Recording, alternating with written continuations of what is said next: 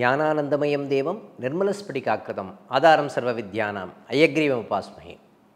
இன்றைக்கி நம்ம பேச போகிற விஷயம் என்ன அப்படின்னு பார்த்திங்கன்னா, எல்லாருக்கும் தேவைப்படுகின்ற ஒரு முக்கியமான விஷயம் என்னென்னா பணம் சம்மந்தப்பட்ட விஷயம். ஜாதகமே இல்லை சார், எனக்கு ஜாதகமே தெரியாது, என்னுடைய லக்னம் தெரியாது, என்னுடைய ராசி எல்லாமே தெரியாது சார், எனக்கு பணம் வரணுன்னா நான் என்ன சார் பண்ணணும் அப்படின்னு கேள்வி நிறைய பேர் இந்த பின்னூட்ட பதிவில் நிறைய பேர் கொடுத்துருக்காங்க. இப்போது இதுக்கு உண்டான விஷயம்தான் நம்ம பேச போகிறோம் இன்றைக்கி.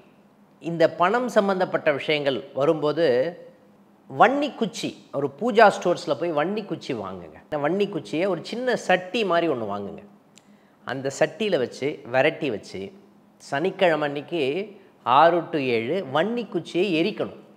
ஓகேங்களா? இதை ரெகுலராக பண்ணுங்கள் சார். சனிக்கிழமை மட்டும்தான் நான் பண்ணலாம், எனக்கு பணம் முடை அதிகமாக இருக்கிறது சார், நான் என்ன சார் பண்ணுறது? ரெகுலராகவே 6 to 7 பண்ணலாமா? கண்டிப்பாக பண்ணலாம்.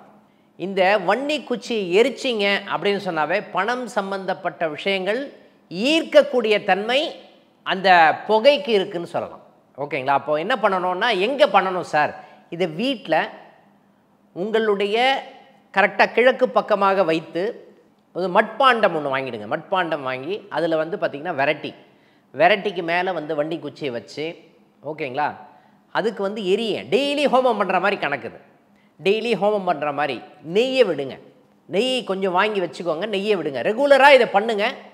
உங்களுடைய பணம் சம்பந்தப்பட்ட விஷயமாக இருந்தாலும் சரி, எனக்கு தீராத நோய் இருக்குது சார், தீராத பிரச்சனை இருக்குது சார், தீராத கடன் இருக்குது சார், எல்லாமே நிவர்த்தி ஆகிறதுக்கு உண்டான தன்மை இந்த வன்னி குச்சிக்கு அந்தளவுக்கு அபரிமிதமாக இருக்கக்கூடிய சூழ்நிலை இருக்குது அப்படின்னு சொன்னால் அது மிகையாகாது.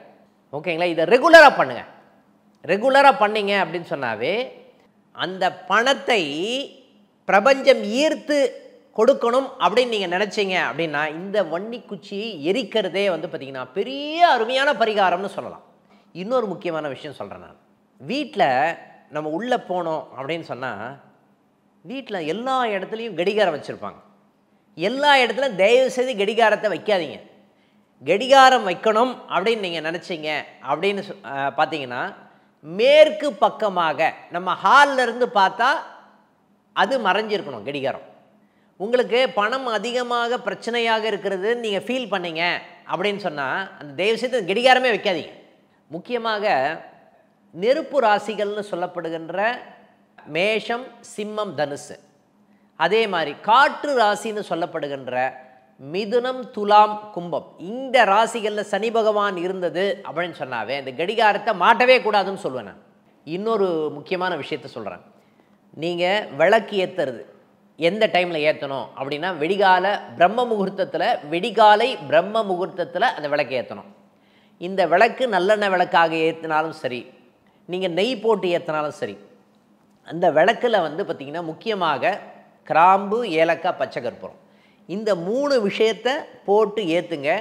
அதே மாதிரி நீங்கள் தூபம் காட்டுறீங்க அப்படின்னு வச்சுக்கோங்களேன். தூபம் நல்ல சாம்பிராணியாக வாங்கி தூபம் காட்டுங்க. இன்றைக்கி நிறைய கெமிக்கல்லாம் வருது.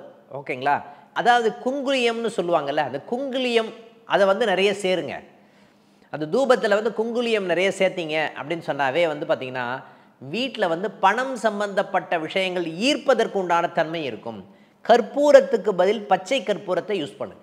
இது எல்லா நிகழ்வுமே பார்த்திங்கன்னா உங்களுக்கு பணத்தை ஈர்த்து கொடுக்கக்கூடிய தன்மைக்கு இந்த விஷயங்கள் எல்லாமே உறுதுணையாக இருக்கக்கூடிய சூழ்நிலை இருக்கும்.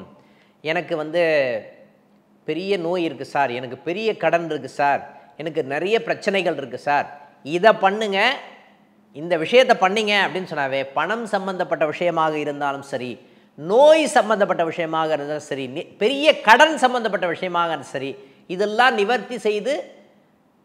நிவர்த்தி செய்யக்கூடிய தன்மை இந்த விஷயத்துக்கு எல்லாமே இருக்குதுன்னு சொல்லலாம். அடுத்த நிகழ்வில் சந்திப்போம். நன்றி, வணக்கம்.